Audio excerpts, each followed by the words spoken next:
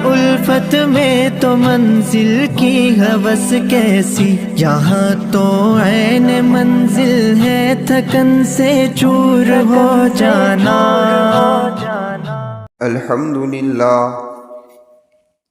الحمدللہ رب العالمین، والصلاة والسلام علی سید المرسلین وعلى آلہ واصحابہ اجمعین۔ اما بعد فقد قال اللہ تبارک وتعالی فی الکلام المجید والفرقان الحمید۔ اعوذ باللہ من الشیطان الرجیم، بسم اللہ الرحمن الرحیم۔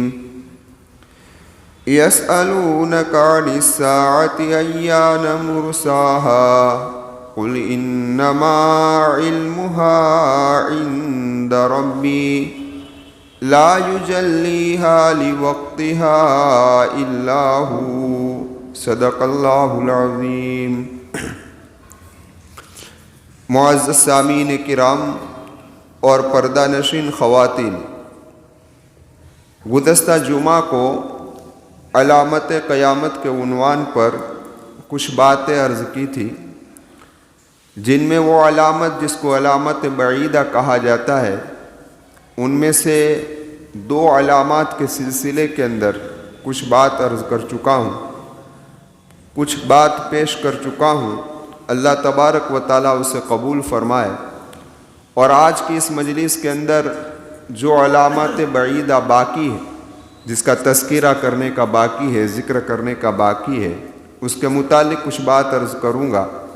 اللہ تبارک و تعالیٰ مجھے حق بات کہنے کی توفیق عطا فرمائے اور ہم تمام کو اس پر یعنی اس سے نصیحت حاصل کرنے کی توفیق عطا فرمائے اور فکر آخرت نصیب فرمائے۔ حضرت عوف ابن مالک رضی اللہ تعالیٰ عنہ فرماتے ہیں، بخاری شریف کی روایت ہے کہ غزوہ تبوک کے موقع پر میں آقائے مکی و مدنی محمد رسول اللہ صلی اللہ علیہ وسلم کی خدمت میں حاضر ہوا۔ اللہ کے محبوب صلی اللہ علیہ وسلم چمڑے کے خیمے میں مقیم تھے۔ آپ صلی اللہ علیہ وسلم نے فرمایا کہ قیامت سے پہلے تم 6 چیزیں شمار کر لو، یعنی قیامت سے پہلے یہ 6 چیزیں ہونے والی ہے، اس کو تم شمار کر لو۔ ان میں سے پہلی چیز میرے محبوب نے یہ فرمائی کہ میری وفات۔ پتہ چلا کہ اللہ کے محبوب صلی اللہ علیہ وسلم کی وفات بھی علامت قیامت میں سے ہیں۔ پھر اللہ کے محبوب نے فرمایا پھر بیت المقدس کی فتح، یعنی بیت المقدس فتح ہوگا۔ پھر میرے محبوب نے فرمایا کہ موت کثرت سے ہوگی۔ کیا ہوگی؟ یعنی ایک عام وبا پھیلے گی کہ جس طریقے سے بکریوں کے اندر طاعون کی بیماری پھیلتی ہے اور بکریاں مرنے لگتی ہے، اس طریقے سے انسان مرنے لگیں گے۔ پھر اللہ کے محبوب صلی اللہ علیہ وسلم نے فرمایا کہ مال کی کثرت ہو جائے گی، یعنی ریل پیل، ایسی ریل پیل ہوگی۔ خلاصہ یہ حدیث بیان کر رہا ہوں کہ اگر کسی کو 100 دینار بھی دیے جائے تو اس پر خوش نہیں ہوگا، اس پر خوش نہیں ہوگا۔ پانچواں فرمایا میرے محبوب صلی اللہ علیہ وسلم نے کہ ایک ایسا فتنہ آئے گا کہ عرب کا کوئی گھر باقی نہیں رہے گا، ہر گھر میں یہ فتنہ داخل ہو جائے۔ پھر اللہ کے محبوب نے فرمایا کہ تمہارے اور رومیوں کے درمیان کے اندر، یعنی عیسائیوں کے درمیان کے اندر صلح ہوگی، اور اس کے بعد یہ لوگ صلح کو توڑ ڈالیں گے، یعنی غداری کریں گے، اور اس کے لشکر 80 جھنڈے کے نیچے ہوں گے، اور ہر جھنڈے کے نیچے 12,000 کا لشکر ہوگا۔ کہنے کا مقصد کثرت بتانا ہے، اگر حساب لگایا جائے تو 9,60,000 ہوتے ہیں، اتنا بڑا لشکر ہوگا ان کا۔ خیر، تو یہ 6 علامتیں میرے محبوب صلی اللہ علیہ وسلم نے بیان فرمائی کہ قیامت سے پہلے تم انہیں شمار کر لو۔ تو 2 علامات تو میں پہلے بیان کر چکا ہوں، تیسری علامات جو آج حدیث میں نے پیش کی ابھی آپ حضرات کے سامنے، ان میں پہلی ہے وہ یہ ہے کہ اللہ کے محبوب صلی اللہ علیہ وسلم کی وفات. تو یہ علامت بھی کیا ہو چکی بھائی؟ پوری ہو چکی. پتہ یہ چلا اس حدیث سے کہ جب تک آقائے مکی و مدنی محمد الرسول اللہ صلی اللہ علیہ وسلم دنیا میں رہیں گے قیامت نہیں آئے گی، اور آئی بھی نہیں. آپ کی وفات کائنات کی وفات، یعنی آپ جب اس دنیا میں نہیں رہیں گے تو پھر یہ کائنات بھی رہے گی نہیں، یہ کیا ہو جائے گی بھائی؟ ختم ہو جائے گی. تو یہ تیسری علامت. چوتھی علامت جو ہو چکی ہے، یعنی آج کی اس مجلس میں وہی علامات ذکر کروں گا جو ہو چکی ہے. چوتھی علامت کہ بیت المقدس فتح ہوگا. تو اس مسجد کے اندر تاریخ بیت المقدس کے عنوان پر ہمارے بیانات ہو چکے ہیں اور آپ لوگوں نے سن چکے ہیں، تو اس کی زیادہ تفصیل میں جانا نہیں چاہتا. لیکن بیت المقدس جو ہے وہ مکۃ المکرمہ سے 1300 کلومیٹر کے فاصلے پر ہے، اور اللہ کے محبوب صلی اللہ علیہ وسلم کی یہ پیشن گوئی بھی کیا ہو گئی؟ پوری ہو گئی. کب پوری ہوئی؟ سن ہجری 16 کے اندر. حضرت عمر رضی اللہ تعالیٰ عنہ کی خلافت کا زمانہ تھا. اس وقت بیت المقدس فتح ہوا. کس طریقے سے فتح ہوا؟ صلح کے ذریعے سے. ان عیسائیوں نے پیغام بھیجا تھا کہ امیر المؤمنین آ کر خود یہ معاہدہ لکھے اپنے ہاتھ سے، تو صلحاً بیت المقدس کیا؟ فتح. تو حضرت عمر رضی اللہ تعالیٰ عنہ مدینہ کے اندر حضرت علی رضی اللہ تعالیٰ عنہ کو اپنا نائب بنایا، اور آپ شام تشریف لے گئے اور معاہدہ پورا کے پورا جو لکھنا کا تھا وہ لکھا، تو بیت المقدس فتح ہو گیا.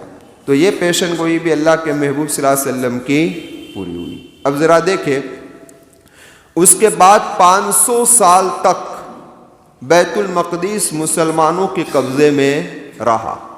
پھر مسلمانوں میں جس طریقے سے غفلت آتی گئی، یہاں تک کہ رومیوں نے یعنی عیسائیوں نے پھر حملہ کر دیا، اور بیت المقدس مسلمانوں کے ہاتھوں سے جاتا رہا. اس کے بعد کچھ عرصے تک ان کے قبضے میں رہا. 6 صدی کے اندر صلاح الدین ایوبی رحمۃ اللہ علیہ نے پھر بیت المقدس کو کیا کروایا؟ آزاد کرایا. یہاں تک مسلمانوں کے قبضے میں رہا، لیکن جب مسلمان دین سے دور ہوتے گئے اور آپس کی جنگ کے اندر لگ گئے، آپس کے اختلافات، آپسی گھریلو جنگ، اندر کی لڑائی اس میں لگ گئے، تو اس کے بعد پھر عیسیٰ یہودیوں نے بیت المقدس پر کیا کر لیا بھائی؟ قبضہ کر لیا. آج بھی بیت المقدس یہودیوں کے قبضے میں ہے. سمجھ میں آئی بھائی؟ کس کے قبضے میں بھائی؟ ہاں، اسی لیے کہنے والے نے کہا ہے کہ فتحہا عمر وحررہا صلاح الدین فمن لہ اليوم، کہ بیت المقدس کو فتح تو حضرت عمر نے کیا، آزاد صلاح الدین ایوب نے کیا، لیکن اب کون آزاد کرے گا؟ اب کون آزاد کرے گا؟ ہم دعا کرتے ہیں اللہ سے، اللہ تبارک و تعالیٰ بیت المقدس کو پھر آزاد کر دے، اور اللہ کی ذات سے قوی امید ہے اور قیامت سے پہلے یہ ضرور ہونے والا ہے کہ بیت المقدس پھر ایک مرتبہ مسلمانوں کے قبضے میں آئے گا، اور میرے محبوب کی یہ پیشن گوئی بھی کیا ہوگی بھائی؟ پوری ہوگی. تو یہ کون سی علامت میں نے بیان کیا آپ حضرات کے سامنے؟ چوتھی علامت. پانچویں علامت جس کو اللہ کے محبوب صلی اللہ علیہ وسلم نے بیان کیا تھا، اور یہ علامت بھی پوری ہو چکی. فرمایا موت کثرت سے ہوگی. موت کثرت سے ہوگی، یعنی ایک وبا پھیلے گی، جس طریقے سے بکریوں کے اندر طاعون کی بیماری پھیلتی ہے. یہ کب ہوا؟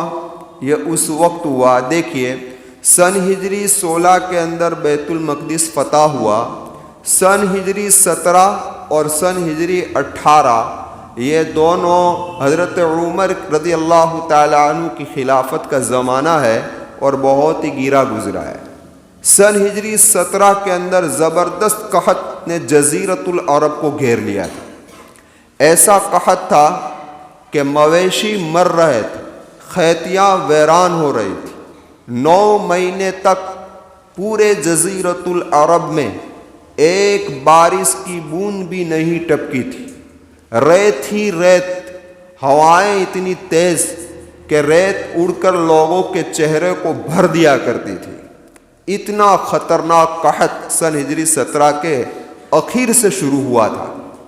ہاں, اسی لیے اس سال کا نام ہی رکھ دیا تھا ریت والا سال. ریت ہی اڑتی ہوئی نظر آتی تھی, اور کچھ نظر آتا نہیں تھا. پھر سن ہجری 18 کے اندر یہ وبا پھیلی. کب وبا پھیلی؟ ہاں, جس کی پیشن گوئی اللہ کے محبوب صلی اللہ علیہ وسلم نے دی تھی. اور یہ اس وقت کہ جب ملک شام میں فتح ہو گیا, بیت المقدس کے قریب مسلمانوں کی لشکری چھاونی تھی, اور امواس کے مقام پر, اسی لیے اس کو تعاون امواس کہا جاتا ہے, جو فلسطین کا ایک شہر ہے. یہ اتنی خطرناک وبا پھیلی ہے تاریخ کے اندر کہ صرف 3 دن کے اندر 70,000 مسلمان مر گئے تھے. کتنے؟ صرف 3 دن میں. اس میں صحابہ بھی تھے. حضرت ابو عبیدہ ابن جراح رضی اللہ تعالی عنہ, حضرت معاذ ابن جبل رضی اللہ تعالی عنہ, ایسے جلیل القدر صحابہ اس کے اندر کیا ہو گئے تھے بھائی؟ شہید ہو گئے تھے. اس لیے ایک سائل نے حضرت حارث بن ہشام رضی اللہ تعالی عنہ اپنے 70 آدمی یعنی 70 آدمیوں کو لے کر جب ملک شام گئے تھے مدینۃ المنورہ سے, تو ان میں سے صرف 4 بچے تھے, باقی کوئی نہیں بچا تھا. ایسی وبا عام ہو گئی تھی. تو میرے محبوب نے فرمایا تھا کہ موت کثرت سے ہوگی. ایک روایت کے اندر ہے کہ ایک آدمی اللہ کے محبوب صلی اللہ علیہ وسلم کی خدمت میں حاضر ہوا اور کرنے لگا, اللہ کے محبوب صلی اللہ علیہ وسلم کیا آپ پر آسمان سے کھانا اترا ہے؟ تو میرے محبوب نے فرمایا جی ہاں اترا ہے. تو اس نے کہا کیسے اترا ہے؟ اللہ کے محبوب نے فرمایا کہ چھوٹے سے برتن میں. تو اس سائل نے کہا کیا اس کھانے میں سے کچھ بچا ہے؟ تو اللہ کے محبوب نے فرمایا کہ جی ہاں بچا ہے. تو کیا وہ کہاں ہے؟ تو کہ اٹھا لیا گیا. وہ اٹھا لیا گیا. پھر میرے محبوب نے فرمایا کہ میں تمہارے اندر ہمیشہ رہنے والا نہیں ہوں. ہر آدمی کو موت آنی ہے, سمجھ میں آئے, اور میرے بعد تم لوگ بھی کچھ عرصہ ہی رہو گے.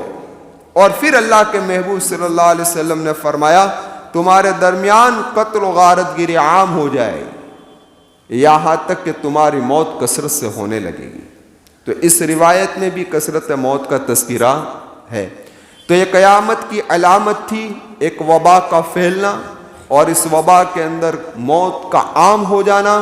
یہ علامت بھی کیا ہو گئی بھائی؟ پوری ہو چکی ہے. ایک روایت کے اندر ہے جو آج کے ماحول میں فیٹ آتی ہے کہ اللہ تبارک و تعالیٰ کسی قوم پر تعاون کو کب پھیلاتا ہے, یعنی ایسی وبائیں ایسی بلائیں کب آتی ہے کہ جب قوم کھلے عام فحاشی کرنے لگتی ہے. کیا کرنے لگتی ہے؟ کھلے عام فحاشی کرنے لگتی ہے. اللہ کے محبوب صلی اللہ علیہ وسلم کا فرمان ہے کہ جب کھلے عام فحاشی ہوگی تو تمہارے اندر ایسی بیماری آئے گی اور ایسی وبائیں آئے گی جو تمہارے اگلوں نے نہیں دیکھی ہوگی. ہو رہا ہے آج کہ نہیں ہو رہا؟ تمہارے اگلوں نے دیکھا تھا؟ کسی نے کورونا کینسر بینسر کچھ نہیں دیکھا. ہاں, جب فحاشی عام ہوگی تو یہ وبائیں آئے گی. اللہ تبارک و تعالی آنے والی وباؤں سے ہماری حفاظت فرمائے اور ہمارے ایمان کی بھی حفاظت فرمائے. تو یہ ایک پیشن گوئی تھی جو پوری ہو چکی ہے. اب فرمایا اللہ کے محبوب صلی اللہ علیہ وسلم نے کہ تمہارے اندر مال کی کثرت ہو جائے گی, اور کثرت ہونے کی وجہ سے تم کسی کو 100 دینار دو گے تو بھی وہ رہنے پر رضامند نہیں ہوگا. یہ بھی ہو چکا. دیکھیے ابتدائی زمانہ تو بڑے فاقوں کا رہا ہے. خود میرے محبوب کی زندگی بہت ہی فاقے میں گزری ہے. ابتدائی اسلام بہت ہی تنگ تھی, لیکن اللہ کے محبوب کی یہ پیشن گوئی پوری ہوئی پھر فتوحات کا دروازہ کھلا، اور اس قدر کھلا کہ ایک روایت کے اندر آتا ہے کہ اللہ کے محبوب نے فرمایا کہ مال اس طریقے سے عام ہو جائے گا کہ تم اپنی زکوٰۃ کو دینے کے لیے جاؤ گے تو کوئی زکوٰۃ لینے والا ملے گا۔ یہ بخاری اور مسلم شریف کی روایت ہے۔ ہاں، حضرت عثمان رضی اللہ تعالیٰ عنہ کی خلافت کے زمانے میں یہ پیشن گوئی پوری ہو گئی، اور کس طریقے سے کہ وہ روس، جس کو روم کہتے ہیں، روم، ہاں، اور فارس کہ جو اس وقت کی سپر پاور طاقتیں تھیں، خلافت عثمان رضی اللہ تعالیٰ عنہ میں مسلمانوں کے قبضے کے اندر آ گئی، اور آنکھوں نے یہ زمانہ دیکھ لیا کہ عمر ابن عبد العزیز رحمت اللہ علیہ جب خلیفہ بنے، اس وقت مال کی اس قدر ریل پیل تھی کہ زکوٰۃ لینے والا کوئی مل نہیں رہا تھا۔ تو یہ پیشن گوئی بھی کیا ہو گئی بھائی؟ کیا ہو گئی؟ پوری ہو گئی۔ ساتویں پیشن گوئی اللہ کے محبوب صلی اللہ علیہ وسلم نے فرمائی تھی کہ ایک ایسا فتنہ آئے گا کہ جس سے عرب کا کوئی گھر باقی نہیں رہے گا۔ علماء محققین فرماتے ہیں وہ حضرت عثمان رضی اللہ تعالیٰ عنہ کی شہادت ہے۔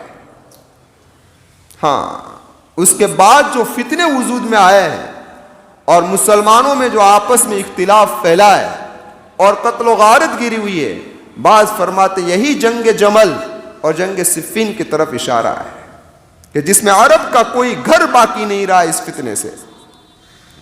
تو یہ پیشن گوئی بھی کیا ہو گئی؟ اسی لیے کسی نے کہا تھا کہ وہ اندھیرا ہی بھلا تھا، وہ اندھیرا ہی بھلا تھا کہ جس پر قدم راہ پہ تھے۔ قدم کہاں تھے بھائی؟ ہاں، وہ روشنی لائی منزل سے ہمیں بہت دور، ہم بہت دور ہو گئے منزل سے۔ تو کہنے کا مقصد یہ کہ پیشن گوئی بھی کیا ہو گئی بھائی؟ پوری ہوئی۔ اور جو اس حدیث کے اندر آخری پیشن گوئی جو میرے محبوب نے فرمائی ہے، کون سی؟ کہ تمہارے اور عیسائیوں کے درمیان میں صلح ہوگی، اور اس کے بعد کیا ہوگا؟ تو کہ وہ اپنے عہد کو توڑ دیں گے۔ یہ پیشن گوئی ابھی پوری ہوئی نہیں ہے، یہ قیامت کے قریب پوری ہوگی، اور ابھی اس کا پلیٹ فارم بن رہا ہے، ابھی اس کا پلیٹ فارم بن رہا ہے۔ تو یہ پیشن گوئی باقی ہے۔ لیکن بخاری اور مسلم شریف کی ایک روایت ہے جس میں اللہ کے محبوب صلی اللہ علیہ وسلم نے فرمایا تھا اس وقت تک قیامت قائم نہیں ہوگی جب تک تم اس قوم کے ساتھ لڑائی نہ کر لو، جنگ نہ کر لو کہ جس کے جوتے بالوں سے بنے ہوئے ہوں گے۔ کس سے بنے ہوئے ہوں گے؟ بالوں سے۔ اور اس وقت تک قیامت قائم نہیں ہوگی جب تک کہ تمہاری لڑائی ترکوں سے نہ ہو جائے۔ کس سے؟ ترکوں سے، کہ جن کی ناک چپٹی ہوئی ہوگی، جن کی آنکھیں چھوٹی ہوگی اور جس کے چہرے سرخ ہو گئے۔ تو یہ پیشن گوئی بھی کیا ہو گئی؟ پوری ہو گئی۔ کس طریقے سے پوری ہو گئی؟ علماء نے لکھا ہے کہ یہ وہ قوم ہے جو تاتار کا فتنہ تھا نا، زبردست فتنہ، ہاں، لکھا ہے کتابوں کو، یہی ترکستان سے اٹھے تھے، ہاں، اور اس قدر یہ قوم اٹھی تھی ترکستان سے، تاتاریوں کی، کہ اسلامی ممالک کا بیشتر حصہ اس کی زد میں آ گیا تھا۔ کئی مسلمان قتل عام ہوا تھا مسلمانوں۔ ہاں، تو یہ فتنہ بھی کیا ہو گیا؟ لیکن اب دیکھیے اللہ تبارک و تعالیٰ نے ان کی تقدیر کو بدلا، اور یہی لوگ جو اسلام کے دشمن تھے، کافر تھے، اسی کو اللہ تبارک و تعالیٰ نے اسلام کی دولت نصیب فرما دی۔ اسی لیے کہا نا، ہے آیا یورش تاتار کے فسانے سے، ہے آیا یورش تاتار کے فسانے سے، پاس با مل گئے کعبہ کو صنم کھانے سے۔ اللہ نے انہیں اسلام کی دولت نصیب فرما دی۔ یہ اللہ ہے جسے چاہتا ہے ہدایت دیتا ہے۔ اس کے متعلق بھی بات میں عرض کر چکا ہوں، لیکن مختصر، آخر یہ لوگ اسلام میں کس طرح تبدیل ہوئے ہیں؟ ایسا نہیں کہ آج کافر تک کل مسلمان ہو گئے، نہیں۔ جس طریقے سے یہ ہمارا ملک تقسیم ہوا، اور جب یہ ملک تقسیم ہوا تو اس وقت ہماری مسلمان عورتیں کئی کافروں کے اندر تھیں، تو اس وقت بھی تاتاری فتنوں میں جب مسلمانوں کا قتل عام ہوا تو ان کی عورتیں کس کے قبضے میں آئی تھی؟ تاتاریوں کے قبضے میں آئی، وہ تاتاریوں کے نکاح کے اندر تھی، لیکن ان کے دلوں کے اندر ایمان کی شعاعیں تھی، یہ تو مجبور تھی، کچھ راستہ نہیں تھا ان کے پاس۔ ہے کس کے گھر کے اندر؟ کافروں کے گھروں میں، لیکن دل کے اندر ایمان کی شعاعیں موجود تھی۔ ان کے پیٹوں سے جو بچے پیدا ہوئے نا، کیونکہ وہ تو اب مالک بن چکے تھے، شوہر بن ہوئے تھے، جو بچے پیدا ہوئے، ان بچوں کی بچپن سے ایسی تربیت کی ان ماؤں نے اندر رہتے ہوئے ایسی تربیت کی کہ یہی نسل جب بڑی ہوئی تو اسلام کے اندر کیا ہو گئی؟ تبدیل ہو گئی۔ تو یہ ہے عورتوں کی محنت کہ اگر عورتیں اپنے گھروں کے اندر اپنے بچوں کی تربیت کر دے تو شاید جو گھرانہ آج دیندار نہیں ہے اور دین سے دور ہے، اس کے اندر تبدیلی آ سکتی ہے۔ کیا ہو سکتا ہے؟ ہاں، تو یہ پیشن گوئی بھی آقا مکی و مدنی محمد رسول اللہ کی پوری ہوئی۔ ساری نشانیاں جو میرے محبوب نے بیان فرمائی تھی وہ اس قوم میں فٹ آتی تھی۔ پھر اللہ کے محبوب صلی اللہ علیہ وسلم نے ایک اور پیشن گوئی دی تھی، وہ بھی پوری ہو چکی۔ کیا فرمایا؟ کہ حجاز سے ایک آگ نمودار ہوگی۔ کہاں سے؟ حجاز سے، اور یہ آگ نمودار ہو گئی۔ ہاں، تاتاری کا فتنہ جو ہوا ہے نا، وہ سن ہجری 656 میں ہوا۔ کب؟ ہاں، اور مسلم شریف جو حدیث کی کتاب ہے، ان کے شارح ہیں علامہ نووی رحمۃ اللہ علیہ، انہوں نے اپنی آنکھوں سے دیکھا ہے یہ فتنے۔ ہاں، اب جس آگ کا اللہ کے محبوب صلی اللہ علیہ وسلم نے فرمایا تھا، وہ آگ بھی تاتاری فتنے سے پہلے نمودار ہو چکی، سن ہجری 654 میں۔ علامہ قرطبی رحمۃ اللہ علیہ فرماتے ہیں 3 جمادی الاخری بدھ کے دن عشاء کی نماز کے بعد زلزلہ آیا، اور یہ زلزلہ سبب بنا اس آگ کا۔ ہاں، اللہ کے محبوب نے اس آگ کے بارے میں یہ پیشن گوئی دی تھی کہ اس آگ کی روشنی سے بسرا کے اونٹ کی گردنیں روشن ہو جائے گی۔ ہاں، یہ پیشن گوئی اللہ کے محبوب نے دی تھی، اور یہ آگ اٹھی۔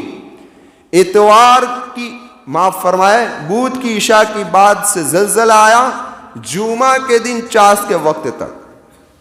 پھر یہ آگ جو پھیلی ہے اس کی کیفیت کتابوں کے اندر یہ لکھی ہے کہ جس طریقے سے سمندر کا جوش ہوتا ہے اس طریقے سے اس میں جوش تھا، بجلی کی کڑک ہوتی ہے اس طریقے سے اس کی کڑک تھی، اور گویا یہ سمجھ لو کہ ایک شہر ابھر کر آ رہا ہے، اور اس آگ کی روشنی اس قدر تھی کہ مکہ کتنے کلومیٹر دور ہے؟ 450-500 کلومیٹر، تیمہ یہاں تک کہ دور و دراز بصرہ کہ جس کی محمد رسول اللہ نے پیشن گوئی دی تھی، وہاں بھی اس کی روشنی پہنچ چکی تھی۔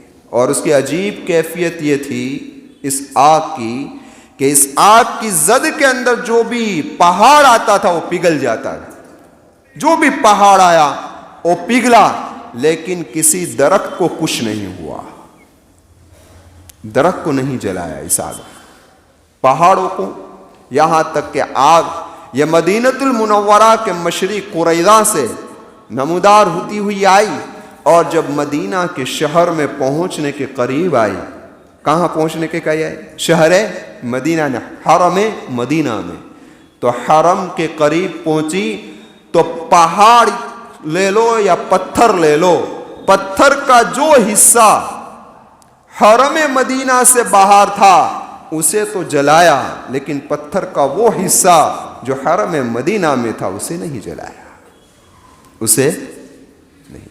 تو یہ پیشن گوئی بھی آقا مکی و مدنی محمد رسول اللہ صلی اللہ علیہ وسلم کی پوری ہوئی۔ تو میں نے یہ 2 مجلسوں کے اندر علامات بعیدہ کا ذکر کیا جو ہو چکی ہے. انشاءاللہ آئندہ جمعہ کو علامات متوسطہ کا ذکر کروں گا کہ جو ہو بھی چکی ہے اور چل بھی رہی ہے، جو ان میں سے کچھ ہو چکی ہے اور کچھ چل بھی رہی ہے اور کچھ چلتی رہے گی جب تک کہ قیامت کی بڑی بڑی نشانیاں ظاہر نہیں ہو جاتی. تو وہ انشاءاللہ آئندہ جمعہ کو پیش کروں گا. آمین. وآخر دعوانا ان الحمدللہ رب العالمین.